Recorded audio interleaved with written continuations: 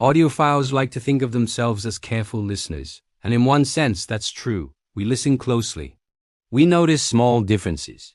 We care about nuance in a way most people simply don't. But when it comes to optimization, to systematically improving a system, audiophiles are, frankly, quite bad at it. Not because we lack intelligence, but because we are human. And human perception is a deeply unreliable instrument when it's left to operate on its own. Most audiophile decision-making is driven by three things: expectation, memory, and narrative. We hear something after a change, we like the story attached to it, and our brain fills in the rest. This isn't a moral failing. It's how perception works. Our hearing is contextual, adaptive, and easily influenced by what we believe should be happening. That's why different people listen to the same music and system and come away with completely different conclusions, both of them sincere. This is also why audiophile forums are full of absolute certainty and almost no convergence. One person swears a cable transformed their system. Another insists it's impossible. Both are convinced the other is deaf, biased, or dishonest. What's really happening is simpler. They're optimizing by anecdote. Optimization, in the engineering sense, means reducing error against a known objective. A prominent forum with this mindset is Audioscience Review with Amir's incisive analysis. But audiophiles rarely agree on what the objective even is. Some want tonal accuracy. Some want emotional impact. Some want scale.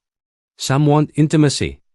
And many want all of these at once, without trade-offs. That's not optimization. That's wishful thinking.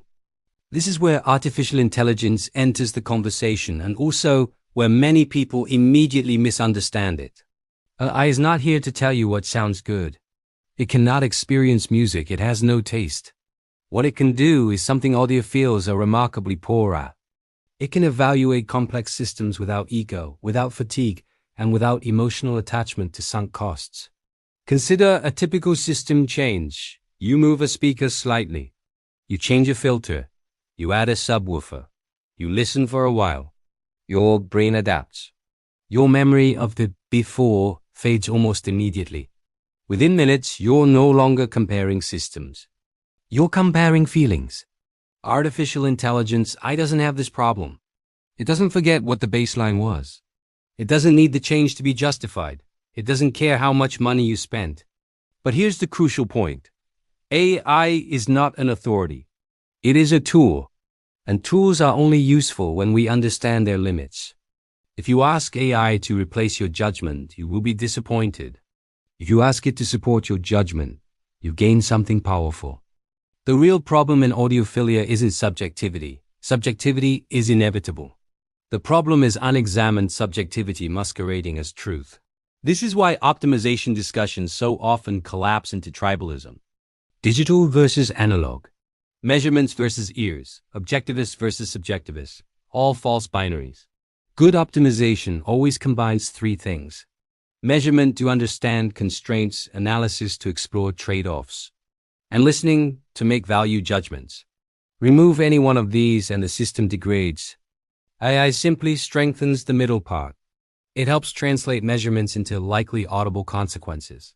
It helps surface interactions humans miss. It helps prevent us from solving the wrong problem very precisely. What it cannot do is decide what matters to you, and it never should.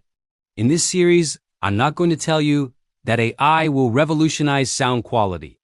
If you have enjoyed so far, please consider subscribing, ringing the bell, and liking. Thank you for helping. That's nonsense. What it can do, when used carefully, is reduce wasted effort, reduce self-deception, and shorten the path between intent and result. It helps you spend less time chasing myths and more time listening to music. In the next episode, we'll look at measurements, room correction, and why most people misread graphs, even when the data is perfectly accurate. Because the biggest mistake audiophiles make isn't trusting their ears.